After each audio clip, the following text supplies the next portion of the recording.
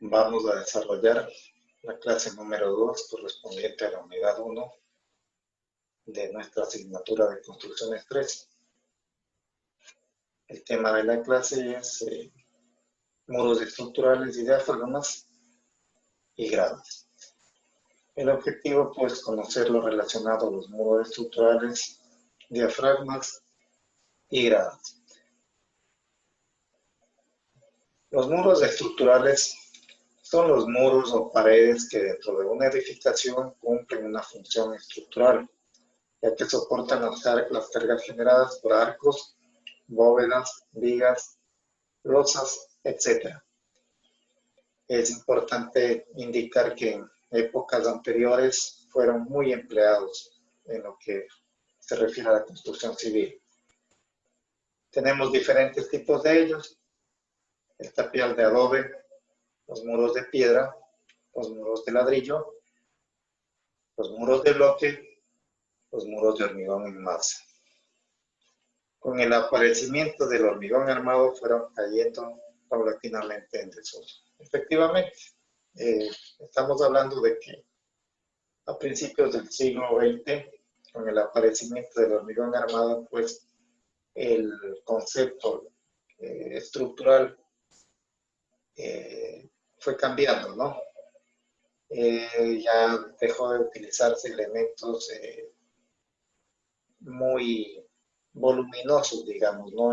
Dimensionalmente hablando, y se comenzaron a utilizar elementos estructurales mucho más esbeltos, ya que se logró conjuntar pues dos materiales, el hormigón y el acero estructural, para darle mejores prestaciones a las estructuras y también con el beneficio de dimensiones más pequeñas, porque con estos muros los estructurales que se utilizaban en la antigüedad, las dimensiones eran realmente grandes, eran verdaderos búnkers de adobe, de piedra, de ladrillo, y que compensaban pues la falta de prestaciones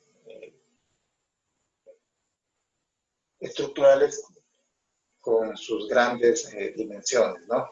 Entonces, es bueno dejar puntualizado, porque cuando apareció el hormigón armado, se cambió totalmente la filosofía de diseño y se comenzó a utilizar elementos más esbeltos, ¿no? En desmedro del uso de estos materiales clásicos, digamos, que fueron cayendo en desuso, ¿no?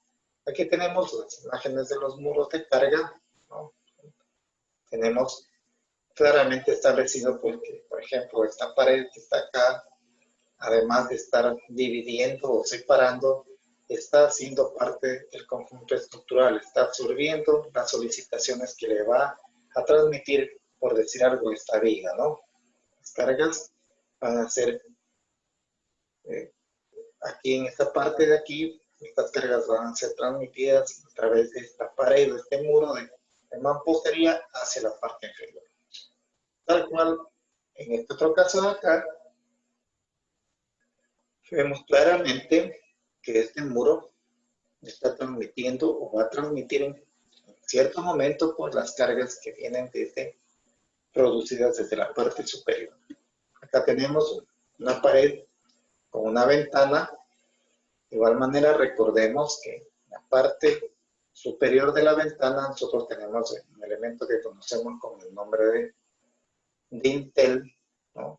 Que es un elemento horizontal que va a transmitir las cargas generadas por la parte superior de la estructura a través de la pared, en este caso de mampostería, va a transmitir esas cargas a la parte inferior. Entonces, estamos estableciendo claramente que estos tipos de muros, de paredes, además de cumplir una función arquitectónica, ¿no? De separar, de dividir ambientes, también están como un elemento, como un conjunto, como parte de un conjunto estructural. Está claramente establecido la situación que les estoy indicando, ¿no? Otros elementos estructurales muy importantes son los diafragmas. Son elementos estructurales verticales que se construyen con el propósito de producir mayor rigidez en un edificio, especialmente si sus luces son muy diferentes. Se construyen generalmente con hormigón armado y se ubican en esquinas opuestas de la construcción y en ambos sentidos. De tal manera compensamos las diferentes inercias que tiene el edificio por su geometría. Lo vamos a explicar más adelante. Es importante mencionar que las losas de una edificación también pueden ser consideradas como diafragmas. En este caso serían diafragmas horizontales. Vamos a analizar el siguiente gráfico. Le vamos a partir diciendo de que la forma geométrica más adecuada para diseñar un edificio es la forma cuadrada, ¿no? En la cual pues el ancho y el largo tienen las mismas dimensiones, pues esa sería nuestra forma ideal, nuestra forma geométrica ideal para diseñar un edificio. Muchas de las veces no tenemos esas condiciones y nos vemos obligados a diseñar edificios que tengan un ancho tal que sea mucho menor que su profundidad. Como vemos aquí en este gráfico, estamos prácticamente hablando que si el ancho tiene 2 unidades, en este caso la profundidad tiene 6 unidades, ¿no? Entonces, si dividimos 6 unidades para 2 unidades, tenemos que es igual a 3, ¿verdad? Entonces, la proporción de largo con respecto al ancho sería de 3 a 1. Y como estamos viendo claramente en la gráfica, ya no tenemos pues, para ningún punto de vista una condición de una geometría cuadrada y tenemos bien una geometría de tipo rectangular. Cuando tenemos este tipo de condiciones, nosotros tenemos problemas de estabilidad por el edificio, ¿no? Claramente vamos a tener diferencias inerciales, ¿no? Y eso va a provocar que en condiciones de cargas laterales importantes, tal cual los que se pueden producir mediante la acción de un sismo, este edificio tienda a colapsar si es que no le damos las características de rigidez adecuadas, ¿no? Cuando nosotros tenemos este tipo de condiciones, tenemos que diseñar los conocidos elementos estructurales con el nombre de diafragmas.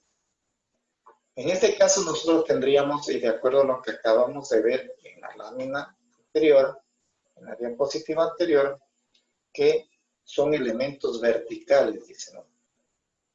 Entonces, que se colocan en esquinas opuestas. Efectivamente, nosotros en este caso que estamos analizando, nosotros tendríamos que, para estabilizar adecuadamente este edificio, tendríamos que construir un diafragma en esta esquina de acá, en esta parte de aquí, un muro de hormigón en toda la altura, y acá la otra parte del muro, ¿no? Toda la altura. Entonces quedaría construida una L, un muro de hormigón en L en esta parte. Y de igual manera, en la esquina opuesta, en la esquina totalmente opuesta, ¿sí? Tendríamos que construir otro muro con el mismo criterio, en toda la altura y formando una L. De esa manera nosotros podríamos encontrar un equilibrio en este edificio, ¿no? Una rigidez adecuada en el evento de que tenga que soportar solicitaciones laterales importantes y que puedan ir en desmedro de su estabilidad, ¿no? De su seguridad, inclusive que puedan provocar un colapso del edificio. Entonces, de esa manera, pues con estos elementos conocidos como diafragmas, nosotros vamos a lograr rigidez adecuada en esta edificación. Teniendo en cuenta, pues, que este análisis de esta consideración tenemos que hacerla cuando nos alejamos de la forma geométrica cuadrada. ¿Sí? Si tuviéramos la forma cuadrada no habría problema, porque las dimensiones en X y en Y van a ser iguales, y eso va a provocar una estabilidad muy importante del edificio, ¿no? Pero en cambio, como hemos dicho, pues si nos alejamos de la forma cuadrada ya va a haber diferencias de inercia, ¿no? Entonces, espero que esté clara esta situación, por cualquier inquietud me la hacen conocer al respecto. También habíamos dicho que las losas, aquí tenemos 1, 2, 3, 4, 5, 6, 7 losas, ¿no? Son elementos que se pueden considerar como diafragmas, en este caso serían diafragmas horizontales. Efectivamente, aquí podemos ver claramente que cada una de estas losas está provocando una trabazón de las columnas, una restricción de movimiento en las columnas, ¿no? Entonces, efectivamente pueden ser consideradas como diafragmas horizontales las losas también, ¿no? Hablando de las escaleras, vamos a decir que son elementos constructivos que nos sirven para salvar diferencias de nivel. Deben ser diseñadas de manera técnica para que su desempeño como parte constitutiva de una edificación sea eficiente, seguro y cómodo para el usuario. Efectivamente, es claro que cuando nosotros tenemos que salvar en una edificación diferencias de nivel, es decir, si tenemos una planta baja, tenemos un primer piso alto, un segundo piso alto, los números de pisos que sean, nosotros tenemos que salvar esas diferencias de altura por medio de estos elementos que se conocen con el nombre de escaleras, ¿no? Y estas escaleras deben ser pues diseñadas de manera apropiada para que realmente presten el servicio que se espera, ¿no? El servicio que presten confort, seguridad para el usuario, ¿no? Dependiendo pues, de para qué vamos a usarlas también, en qué tipo de edificaciones las vamos a usar. Y bueno, en definitiva, podríamos establecer pues, los tipos de escaleras en base a estas consideraciones que tenemos acá determinadas, ¿no? En primer lugar, podemos decir que podemos clasificarlas de acuerdo a los materiales de construcción utilizados, ¿no? También a su forma, o sea, es decir, a la forma de la escalera y también por su función y su uso. En todo caso, pues haciendo un poquito más de hincapié en estas tres situaciones, podríamos decir, por ejemplo, que tenemos escaleras de madera, tenemos escaleras metálicas, tenemos escaleras de hormigón, ¿no? Entrar encasillarnos dentro del primer numeral que hemos dicho aquí. De acuerdo a la forma, efectivamente, tenemos una forma de escaleras rectas, otras escaleras en U, tenemos escaleras en caracol, tenemos, bueno, una serie de tipos y formas de escaleras, dependen del concepto arquitectónico que se le quiera dar a la edificación, ¿no? Y también por su función y uso, ¿no? Efectivamente, tenemos escaleras interiores, tenemos escaleras exteriores, tenemos escaleras de servicio, tenemos escaleras de incendios, bueno, una serie de escaleras, pues, entonces, que podríamos encasillarlas por su función y uso, ¿no? Aquí tenemos, en este gráfico podemos establecer los elementos, los nombres de los elementos que constituyen las partes de una escalera. Tenemos un elemento vertical que conocemos con el nombre de contrahuella y un elemento horizontal que conocemos con el nombre de huella o también con el nombre de paso. Y es donde efectivamente nosotros apoyamos nuestros pies cuando subimos o bajamos la escalera, ¿no? Cuando las escaleras tienen desarrollos muy largos, es importante dejar entre tramos o sea, dividir en tramos la escalera y enlazar esos tramos por medio de un descanso, ¿no? De un área en donde, como su nombre lo indica, el usuario pueda tomarse un respiro, digamos, ¿no? Especialmente cuando sube la escalera.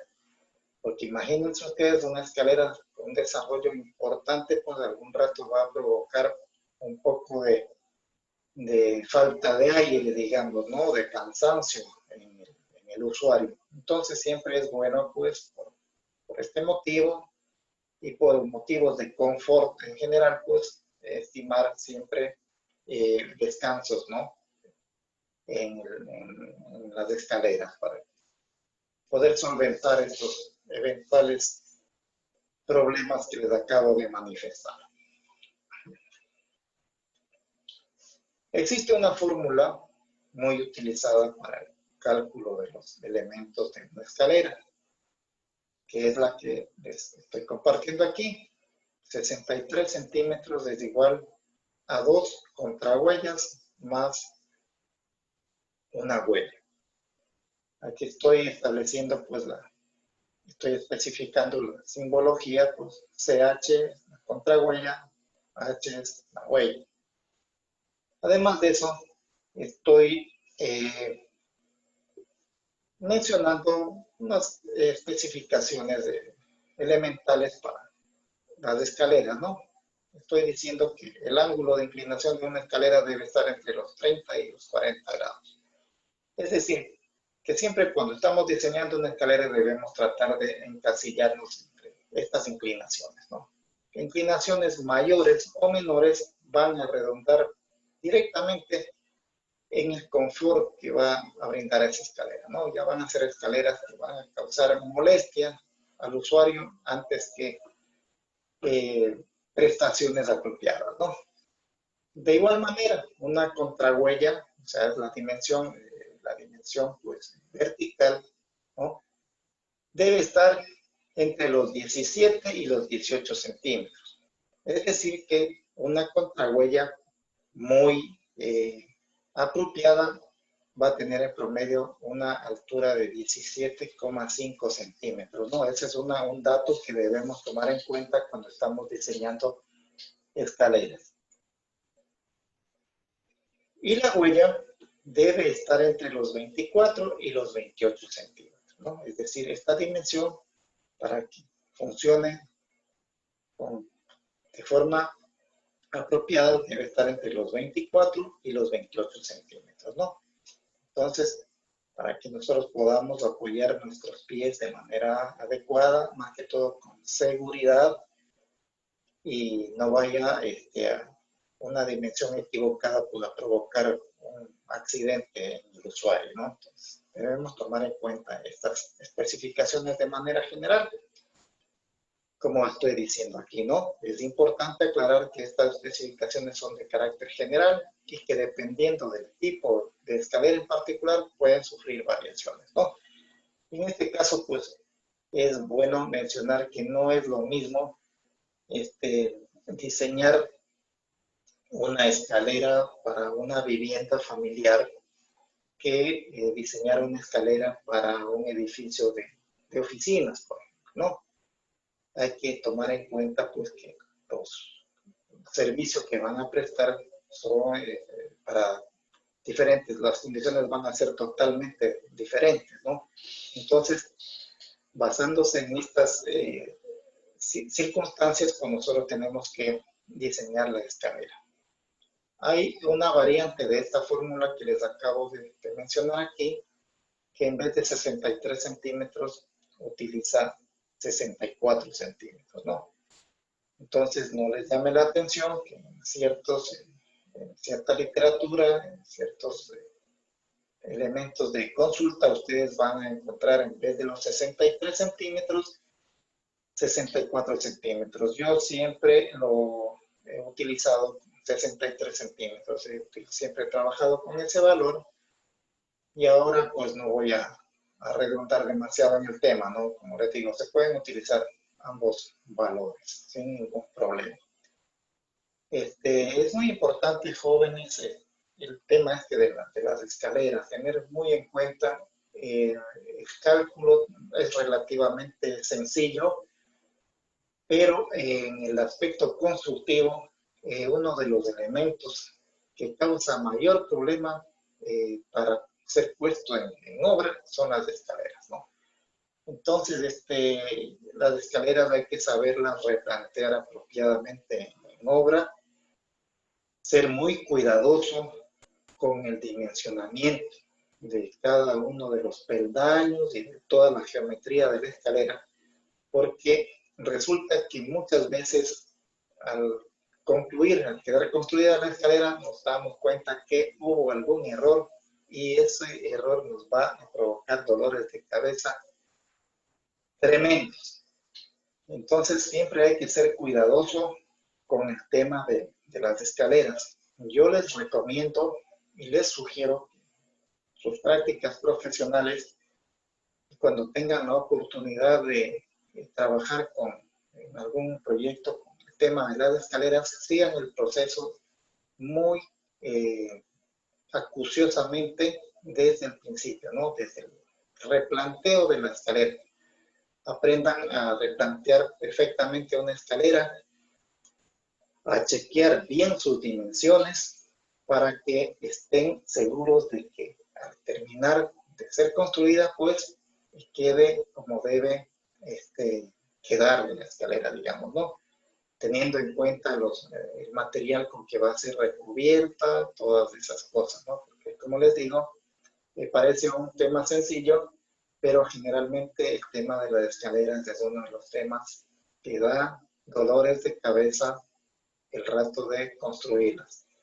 Y el dolor de cabeza es más grande cuando ya se ha terminado de hacer la escalera y algo no quedó bien hecho, ¿no? Entonces, recalco, aprovechen la oportunidad en sus prácticas profesionales, traten de ver cuando van a replantear una escalera, van a construir una escalera, pues tomen apersónense, pongan mucho interés en el tema para que logren dominar ese tema, ¿no? Como les digo, a pesar de que en apariencia es un tema muy elemental, en la práctica no resulta siendo así.